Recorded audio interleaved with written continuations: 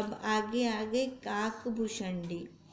पुनः काकभूषण आए और कहा, हे साधो, मैंने कोट ना कोट ब्रह्मांडों की उत्पत्ति, लय, स्थिति, सम और विलक्षण भी देखी है।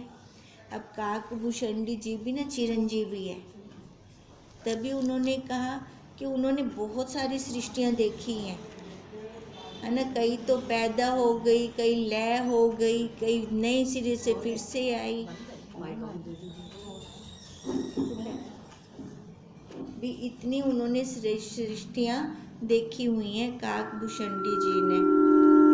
अनेक ब्रह्मा, विष्णु, शिव आदिकों के, राम, कृष्ण आदिक अवतार भी देखे हैं, परंतु सब प्रतीति मात्र है, सत्य नहीं है। अब इतनी सृष्टियां देखी उन्होंने काकभूषणी जी ने, तो क्या निचोड़ निकाला? आने जाने वाले हैं, प्रतीति मात्र है, माया है, छलवा है ना, एक ऐसा देखा। अब ये सत्य नहीं है। सत्य है तो एक आत्मा ही सत्य है। जैसे समुद्र में अनेक फेन, बुदबुदे, तरंग आदि होते हैं और पुनः मिट जाते हैं, पर जल ज्यों का त्यों रहता है, वो तो नहीं मिटता। हे साधो, मेघों से जो चतुर्मास में बूंद पड़ती है, तिनकी गिनती होनी कठिन है। समुद्र के किनारे बालू की गिनती होनी कठिन है, पर तिनकी गिनती भी कोई बुद्धिमान कर सके तो हो सके, परंतु सत्य चित आनंद रूप निज स्वरूप आत्मा से यह माया मात्र अनंत ब्रह्मांड उत्पन्न होते हैं और मिट जाते हैं, तिनकी गिनती नहीं हो सकती। कहते हैं कि जल के तरंगों की गिनती भी कर लें, बालू के रेत के कण भी गिन लें, पर जो ये माया है ना, इसमें कितनी सृष्टियाँ आती हैं, कितनी जाती हैं, इनको कोई नहीं गिन सकता। अच्छा, अब ये जो सृष्टियाँ आती जाती हैं, ये हम अपने में ही देखें, है ना। कितने मन के अंदर विचार आए, कितने चले गए, है ना, कितने, और आज हमें कुछ पता ही नहीं है। अपने नहीं गिन सकते और पूरी सृष्टि के क्या। अब वही बात आ रही है ना, कहते हैं कई बुद्धिमान बालू के रेत भी गिन लेंगे, कण गिन लेंगे, है ना, जबकि वो भी असंभव है गिनने, फिर भी गिन लेंगे। पर जो अंदर की सृष्टियाँ चल रही हैं, सूक्ष्म है ना, ये स्थूल हो गए और सूक्ष्म हो गए, इनको गिनना पॉसिबल नहीं है, ये असंभव है। जब अपने स्वरूप को जानता है, तब सर्वकल्पित ब्रह्मांडों का अत्यंत अभाव प्रतीत होता है। अब ये सृष्टियाँ खत्म कैसे होंगी? अपने आप को जानने। जब हम अपने आप को जान लेंगे, तब ये सारा अभाव हो जाएगा बाहर की सृष्टियों का। जैसे जल के जानने से अनंत फेन, बुदबुदे, तरंग आदिकों का अत्यंत अभाव प्रतीत होता है, बस जल को जान लिया। अब ऐसा नहीं है तरंग नहीं आएगी, बुदबुदे नहीं आएंगे, फेन नहीं बनेगी, बनेगी, सारा कुछ होगा, पर वहाँ ध्यान नहीं जाएगा। अब ऐसे ये संसार चलता रहेगा, ये आकार वैसे के वैसे रहेंगे, पर हमारा ध्यान कहाँ होगा? आधार पर, अपने स्वरूप पर। किंतु जल से पृथक सत्ता तिनकी नहीं प्रतीत होती। जैसे भौतिक पदार्थ अनंत हैं, परंतु तीन पदार्थों का स्वरूप जो पांच भूत हैं, तीन पांच भूतों का ज्ञाता पुरुष को भौतिक पदार्थों विषय अनंतता किंचित मात्र भी प्रतीत नहीं होती। बाहर देखो, बाहर है कितना पसारा, पर जो अपने स्वरूप में बैठ गया उसको तो ये 5 भूत ही लगेंगे। 5 भूतों के अलावा तो और कुछ है ही नहीं। अब वो 5 भूत जो जान गया वो वहाँ पे भी नहीं रुकेगा, वो कहाँ जाएगा? अपने स्वरूप में जाएगा वो। वशिष्ठ ने कहा, हे कागभूषण, अपने स्वरूप का स्वरूप क्या है? अब वो कह रहे हैं ना ये सारा खत्म है, हमारा स्वरूप ही सच है और कुछ नहीं है। अब वशिष्ठ जी बैठे ये सुन रहे हैं, तो वशिष्ठ जी ने प्रश्न किया, जो अपना स्वरूप है उसका स्वरूप क्या है? कागभूषण ने कहा, हे साधो, किसी निमित्त से दुखाकार व सुखाकार अंतःकरण की वृत्ति उत्पन्न होकर निमित्त के अभाव से व स्वभाव से मिट गई। पुनः दुखाकार व सुखाकार उत्पन्न हुई नहीं, वह उत्पन्न हुई है। इस व्यवहार को जिसने अनुभव किया सोई अपना स्वरूप है। अब उन्होंने स्वरूप की बात की ना, तो वशिष्ठ जी ने कहा, जो तू अपने स्वरूप की बात कर रहा है तो उसका स्वरूप क्या है? अब उन्होंने क्या बोला? जो दुखाकार और सुखाकार वृत्ति को जो अनुभव करता है वही हमारा तुम्हारा सबका स्वरूप है। तैसे ही पुण्य व पाप रूप संकल्प उत्पन्न होकर मिट गया है। अब है तो ये संकल्प दुखाकार वृत्ति, सुखाकार वृत्ति कहाँ? अब ये वृत्ति कहाँ है? भाव हो गए हमारे, है ना, भावों के अंदर है। अब ऐसे पुण्य पाप भी भाव है। मेरे पैर तलो ना आज कीड़ा आ गई, मेरे को तो पाप लग गए इससे, है ना। ये भाव बना लिया ना, मैंने खुद बना लिया, चाहे वो बने चाहे ना बने, पर मैंने खुद बना लिया। आज मैं इतना दान करके आई हूँ ना, ये मेरे को पुण्य लग जाएगा। अब ये भी मैंने खुद ही बना लिया। अब ये बनाया तो कर्ता शरीर पर आ गई। अब शरीर पर आ गई तो कर्म बन गया, चाहे वो अच्छा है चाहे माड़ा है। अब जैसे ये कर्म बन गया, कर्म बना तो अकारता भाई गिनना पोसे वाला कर्म खत्म क्यों थी से। इसलिए कहा कि ये जो संकल्प उत्पन्न करते हैं हम पुण्य और पाप के, ये उत्पन्न भी होते हैं, मिट भी जाते हैं, और पुनः पुण्य पाप का संकल्प उत्पन्न हुआ व न हुआ, इन सर्व व्यवहारों का अंतर जिसने देखा सोई अपने स्वरूप का स्वरूप है। उन्होंने कहा ना, स्वरूप का स्वरूप क्या है? अब जो ये भावों के अंदर चल रहा होता है, भाव चल रहे होते हैं हमारे, और इन भावों को मैं जान रहा हूँ, है ना। अब जहाँ पे भाव नहीं उठा वो भी वृत्ति है। हाँ, देखो, चाहे वो पुण्य वाला भाव है चाहे पाप वाला भाव है, ठीक है। अब वृत्ति तो तब हम देखेंगे ना, हम मेरी कोई वृत्ति कहनी चलती पी, कहनी चलती पी, उनको भी तो मैं जाने, है ना, उसको भी तो मैंने जानना। अब यानी अपने आप में तो ना आया, है ना, वो कोई ना कुछ देखना चाहता है, या तो पाप वाला या पुण्य वाला, या हूँ कुछ कहनी चलता पिया, उनको भी मैं देखता पिया, है ना। अब उसमें पानी कैसे देखे, अग्नि कैसे देखे? जब एक में खो जाएंगे तब नहीं दिखेगा, तब तो वही अपना ही रूप होगा, तब तो ये भाव भी नहीं होगा ये पाप है ये पुण्य है ना, या कुछ भी नहीं है।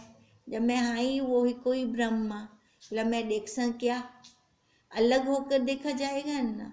जो पानी से बाहर निकलेगा वही देख पाएगा, वही बोल पाएगा, नहीं तो जो अंदर है वो नहीं, वो तो है ही वो हुंदनाल एक के। यही स्वरूप का स्वरूप है।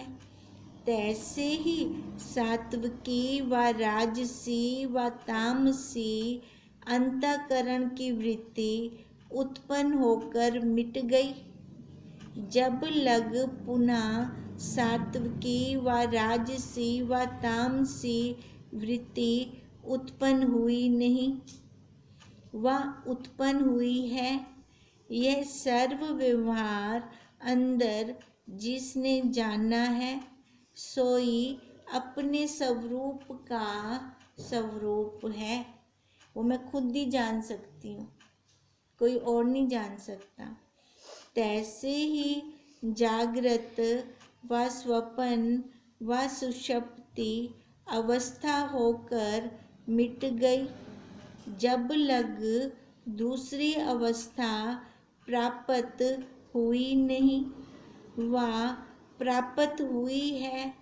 इन सर्व संधियों के संधियों में स्थित हुआ जो स्वयं प्रकाशमान वस्तु है तथा पूर्वोतक जागृत आदिक संधियों की जिससे सिद्धि होती है, इन अवस्थाओं को भी जो जान रहा है सोई अपने स्वरूप का स्वरूप है। तैसे ही कमर पर्यंत कोई पुरुष जल में स्थित होवे सो कमर के नीचे शीतलता का तथा कमर के ऊपर उष्णता का जिससे अनुभव होता है सोई निर्विकल्प अपना स्वरूप है। अब शीतलता को भी उष्णता को भी दोनों को जो खुद महसूस कर रहा है वही, अब देखो दिखने में तो आएगा नहीं भी शीतल है या उष्ण है, दिखेगा तो नहीं, पर अनुभूति होगी उस चीज़ की। वो जो अनुभूति करके बताता है वही अपना स्वरूप है। वो मिला नहीं, शीतलता के साथ भी नहीं मिला, उष्णता के साथ भी नहीं मिला, है तो दोनों में पूर्ण है, दोनों में पूर्ण और देख रहा है बस। विच्छेद करके, हाँ, दोनों को वो संधि विच्छेद करके उसने बता दिया। तैसे ही कामाकार, क्रोधाकार, लोभाकार, मोहाकार तथा अहंकार आदिक वृत्तियाँ उत्पन्न होकर नष्ट हो गई हैं।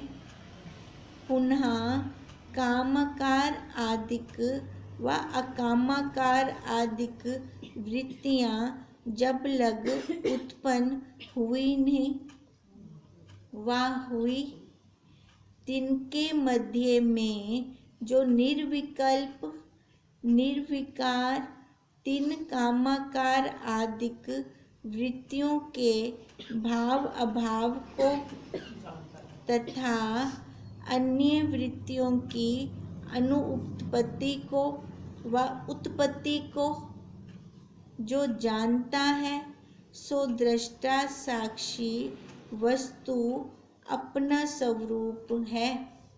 अब वृत्तियाँ उठी, काम क्रोध लोभ मोह अहंकार की, है ना, वो खत्म हो गई, फिर दोबारा नहीं उठी, उसके बाद दोबारा उठी।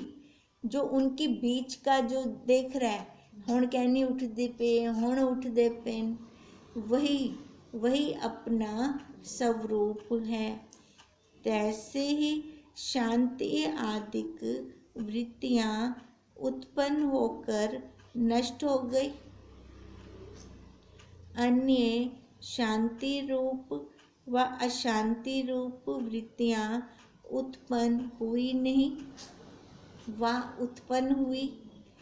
तिनके भाव अभाव को प्रकाश करने वाला साक्षी चैतन्य वस्तु अपने स्वरूप का स्वरूप है। तैसे ही हर्षाकार व शोकाकार वृत्ति उत्पन्न होकर समाप्त हो गई और अन्य उत्पन्न हुई नहीं। इन सर्व व्यवहार की पहचान करने वाला अपना स्वरूप है, जो दोनों की वृत्तियों काल को देख रहा है। तैसे ही प्राणों के बाहर कुंभक को, प्राणों के रेचक पूरक को, अंतर कुंभक को, प्राणों के गमन आगमन को, प्राण अपान की संधि को जो सिद्ध करता है, सोई अपना स्वरूप है।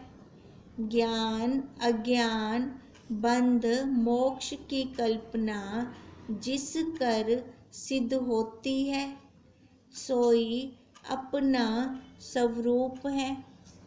इत्यादिक अनेक संध्या है ना। कितना कुछ है। अब ऐसे तो देखें, ये तो चलो शास्त्रीय भाषा हो गई, हम अपने व्यवहार में देखें, डेली रूटीन में देखें, कितना कुछ हमें बताता है वो, है ना। कितने हम उदाहरण लेते हैं, रोटी पलटने का, आटा मलने का, कपड़े धोने का, नमक मिर्च सब्जी के अंदर डालने का, कितने उदाहरण लेते हैं। ये सारा कौन बता रहा है? वही साक्षी ही तो है जो हमें बता रहा है। पर आज तक हम क्या समझते थे? मैं, है ना, कैसे मैं आई पड़ी थी। अब वो हमें यहाँ पे दृढ़ता करा रही हैं, अरे भाई तू कुछ नहीं है, जो कुछ है वही है। तू अपने आप को फालतू का मानता है। अब फिर फालतू का मानेंगे तो फालतू का दुख भी तो है, नहीं तो दुख कहाँ, है ना। उसने तो आनंद ही आनंद दिया है, बस उसके साथ जुड़े रहे तो आनंद है, उससे अलग हुए तो दुख है। अब आगे आए योगी अयोगी और परम योगी। वशिष्ठ ने कहा, हे कागभूषण, तुम योगी हो और दीर्घ आयु वाले हो और अलौकिक देखा सो कहो। और अलौकिक देखा, है ना। अब वो बताओ हमें। भूषण ने कहा योग। अब योग किसको कहते हैं? चित्त की एकाग्रता के करने वाले का नाम योगी है। अब उन्होंने कहा ना, वशिष्ठ जी ने कहा भूषण जी को, तुम योगी हो। तो उन्होंने क्या कहा? योग, पहले ये तो पता हो ना योग किसको कहते हैं।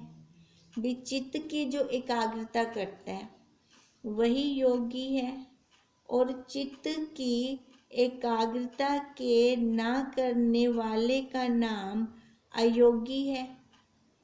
सो चैतन्य के आभास सहित मन रूपी जीव योग करता है। अब योगी किसको कहा? जो चित्त की एकाग्रता करता है। अब क्या कह रही हैं? जो चैतन्य के आभास सहित मन रूपी जीव, है ना। अब चित्त की एकाग्रता वाले को योगी कहा। अब जीव किसको कहा? जो मन के साथ जुड़ गया। मन के साथ भी तो एकाग्रता कर लेते हैं। कितना कुछ मन में आ रहा होता है, हम सारा उसको अलग नहीं करते, उसके साथ एक में हो जाते हैं। चैतन्य के आभास। अब मन ने भी किससे सत्ता पाई? साक्षी से, उस चैतन्य से। चैतन्य के आभास सहित मन रूपी जीव योग करता है।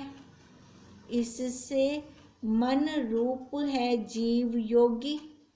शरीर पे बैठ के किया उसने। शरीर पे बैठ के किया, मन के साथ जुड़ गया, तभी उसको जीव योगी कहा।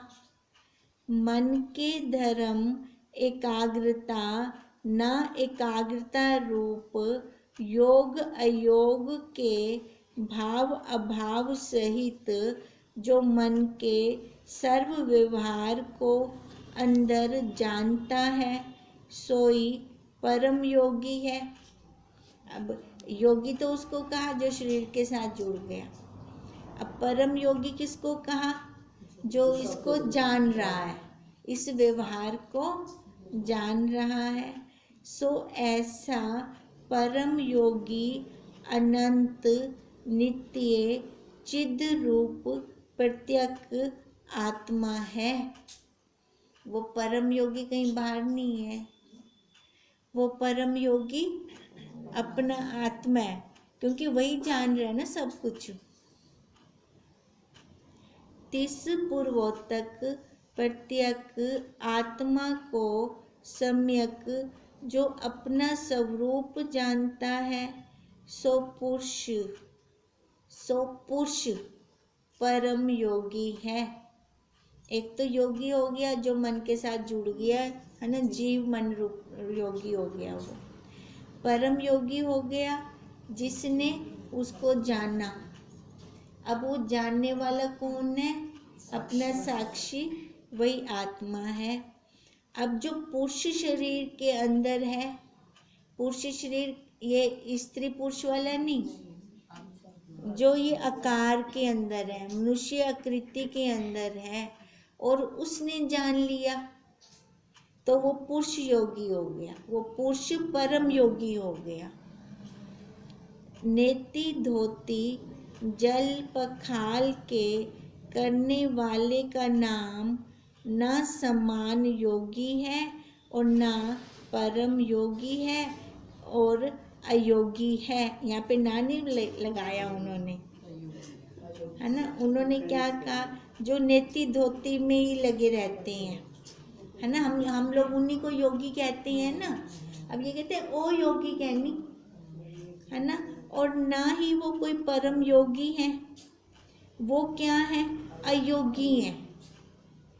जो मतलब ये नेति धोती उसमें लगे रहते हैं, ना धो के मैं पाठ पूजा करूं, है ना, ना धोकर माला करूं या आसन पे बैठूं, ठीक है, वो शरीर की सफाई है। अगर क्या होता है, बाहर की प्रकृति अनुकूल है तो कर लो। अगर बहुत ठाडो होवे तो ना मैं पहले धोसा बोला मैं पाठ पूजा करसा, ला मैं माला करसा, तो बंदा बीमार हुई तो तेरा शरीर थी से, है ना। फिर उठा ना जाए, सिर पकड़ते बैठे रहो, बोला भी हुंदे ना कुछ के नहीं थी होने वाला। वो मतलब योगी नहीं है, उसको ये सीधा अयोगी बोल रही हैं। हे वशिष्ठ जी, अनंत ब्रह्मांड हो गए हैं और अनंत होवेंगे, अभूषण जी बोल रही हैं, परंतु चैतन्य के दृश्य रूप व माया मात्र रूप, पांच भूत रूप, शब्द आदि पांच विषय रूप, श्रोत्र मन आदि इंद्रिय रूप, सात्विक आदि त्रिगुण रूप, काम क्रोध आदिक रूप, जैसे यह ब्रह्मांड वर्तमान में है तैसे ही अतीत ब्रह्मांड हो गए हैं। अब उनको बोला ना, आपने तो बहुत कुछ देखे होंगे, अनंत सृष्टियाँ देखी होंगी, तो अब वो क्या कह रही हैं भी हर सृष्टि के अंदर यही मिला है। वैसे के वैसे पांच भूत, वैसे के वैसे तीन गुण, वैसे के वैसे अवस्थाएं, है ना, वैसे के वैसे इंद्रियां अपनी कर्म इंद्रियां वगैरह, प्राण वगैरह, हर सृष्टि के अंदर यही है। जैसे यह वर्तमान में है तैसे ही अतीत ब्रह्मांड हो गए, ऐसे ही सारे जो पीछे हैं सारे ऐसे ही हो गए हैं, तथा आगे भी ऐसे ही होंगे। कदाचित विलक्षणता होती भी है तो भौतिक पदार्थों में ही देखी जाती है, मतलब आकारों में। आकार, अब पहले गाड़ी का मॉडल देखें और अब की गाड़ी का मॉडल देखें, है ना, आकार में आ गई ना भिन्नता, उसमें भेद आया, पर पांच भूत तो वैसे का वैसे ही पूर्वोत्तक प्रकार से नहीं देखी है ना। भी आकारों के अंदर भिन्नता आ सकती है पर प्रकृति वैसे के वैसे ही रहेगी। हे वशिष्ठ जी, बहुत जीने से कुछ लाभ नहीं और थोड़ा जीने से कुछ हानि नहीं। लाभ और हानि कहाँ है? शरीर पे है ना। ये देखो, जब हमने अपने आप को जान लिया तो लाभ है।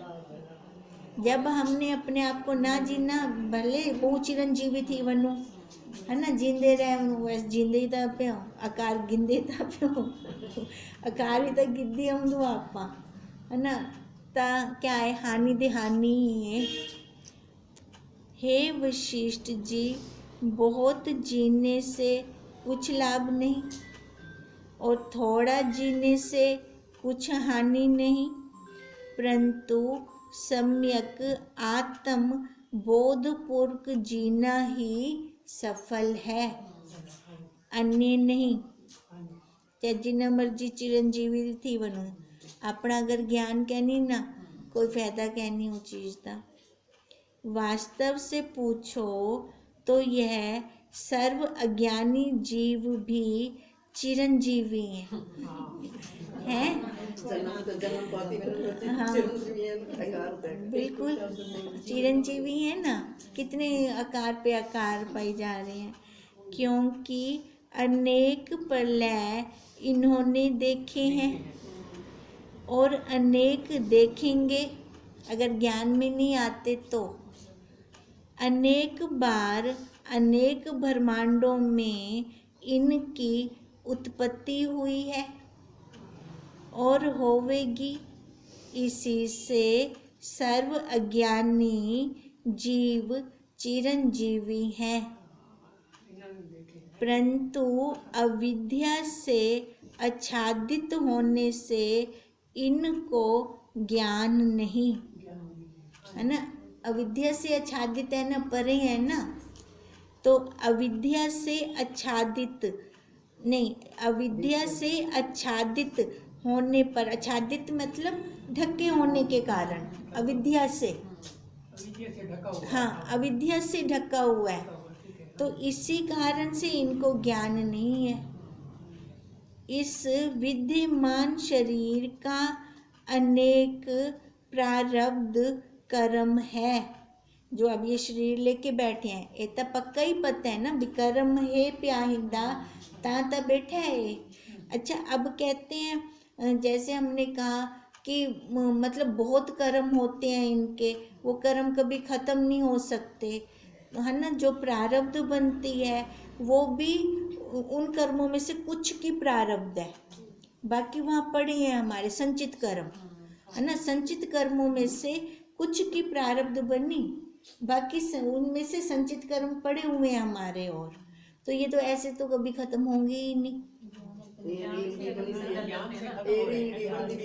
हाँ, ये रील भी बनती पी है ना। पर देखो एक फायदा आप ये भी कर सकते ही, मनुष्य के आकार विच आ गए से ना, तो आप और सारे संचित कर्म को सुहा कर सकते। कैसे? ज्ञान अग्नि से, है ना। चाहे जिन्ने मर्जी संचित कर्म पे होवे ना, अपने आप हुणे ही क्षण एकदम बुद्धि के अंदर दृढ़ता कर गिनो, भाई ये शरीर मैं कहनी हाँ, है ना, मैं वो साक्षी हूँ, मैं वही परम आत्मा परमात्मा हूँ, ये मैं देख रहा हूँ लीला इस शरीर की और शरीरों की भी, सबकी लीला हो रही है, वो मैं देख रहा हूँ, है ना। रिमोट वाले पुतले घूम रहे हैं ये सारे, और रिमोट उसके हाथ में है, वो वहाँ से बैठा पता नहीं सबको हिला रहा है अपने हिसाब से। अगर ऐसी दृढ़ता हो जाती है तो यही स्वाहा, संचित कर्म यही खत्म। तभी कहा कि इस विद्यमान शरीर का अनेक महालय प्रलय तक प्रारब्ध कर्म है ना। क्या पता कब तक इसके कर्म चलते रहें। स्वरूप के सम्यक ज्ञान पूर्वक इस शरीर का जीना है। ईश्वर की नियति ऐसे ही है। इतना ही जीवों की चिरंजीवता में तथा मेरे में भेद है, अधिक नहीं। स्वरूप के सम्यक ज्ञान पूर्वक, देखो हमने अपने स्वरूप का सम्यक ज्ञान ले लिया, पूर्वक इस शरीर का जीना है। असली में अब जी कौन रहे हैं? जिन्होंने अपने स्वरूप को सही सही जान लिया, वो हुना दा जीवना जीवना है। ईश्वर की नियति ऐसे ही है ना। ईश्वर ने क्या कहा, उसने हमें ये थोड़ी कहा तू दुखी रह, है ना, तू जलता रह, तू काम क्रोध करता रह। उसने तो ऐसी नियति नहीं बनाई ना, उसने तो अपनी तरफ से बहुत अच्छी बनाई है। उसने तो कहा तू मेरे को जान, अपने आप को जान। अब कहते हैं यही ईश्वर की नियति है, इतना है। जीवों की चिरंजीवता में तथा मेरे में इतना ही भेद है। अब जीवों की, अब जीव को चिरंजीवी कहा क्योंकि वो अपने आप को जानते नहीं, आकार पर आकार लिए जा रहे हैं।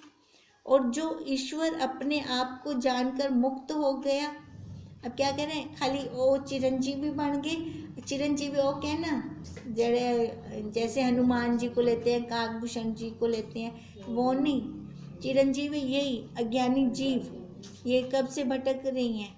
कहते हैं उनमें और मेरे में बस इतना ही फर्क है, ये भेद है। जैसे स्वप्न में सर्व जीवों की आयु समान ही है, न्यून अधिक भाव नहीं।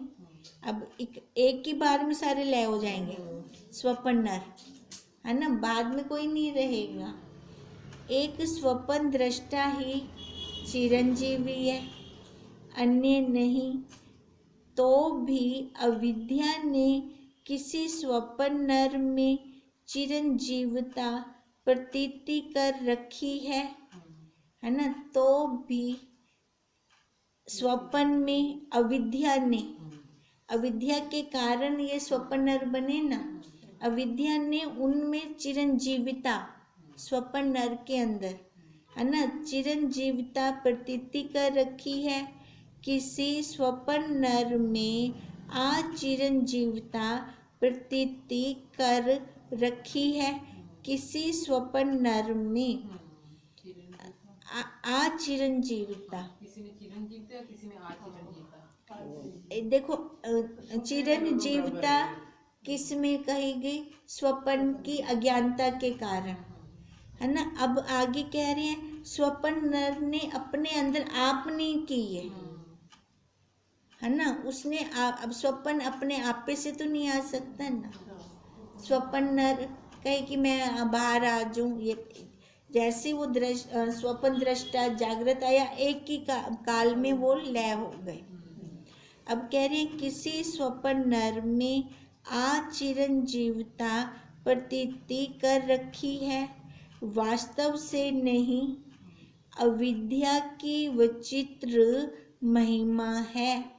भी स्वप्न नर अपने आप नहीं कुछ कर सकता, अविद्या के कारण ही ये सारा स्वप्न फैला हुआ है। ठीक है, अब देखो अविद्या के कारण ये सारा स्वप्न फैला हुआ है का क्या मतलब है, अपने आप को जानता नहीं। हाँ, अपने आप को जानता नहीं, ये हम सारे स्वप्न में हैं। ये क्लियर करो हम कि स्वप्न में जो फैला हुआ है चिरंजीवी और चिरंजीवी, ये दोनों क्लियर। स्वप्न नर को कहा वो अपने आप तो नहीं आ सकता, क्या चिरंजीवी या चिरंजीवी? चिरंजीवी बोला ना उसको, हाँ, है ना। अब वो चिरंजीवी क्या होता है, चिरंजीवी तो कहते हैं भी जो बहुत काल तक हाँ हो गया। और जो स्वप्न नर को चिरंजीवी कहा, चिरंजीवी इसलिए कहा कि वो बहुत काल तक नहीं आ सकता अगर अविद्या ना होवे ता। अविद्या है ता वो चिरंजीवी है।